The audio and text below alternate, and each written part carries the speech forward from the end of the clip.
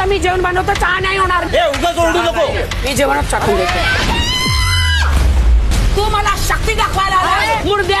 तुझं काय?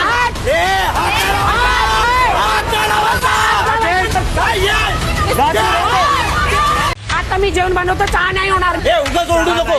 मी जेवणच टाकून देतो. तू मला शक्ती दाखवायला आलाय मुर्द्या. तुझं काय?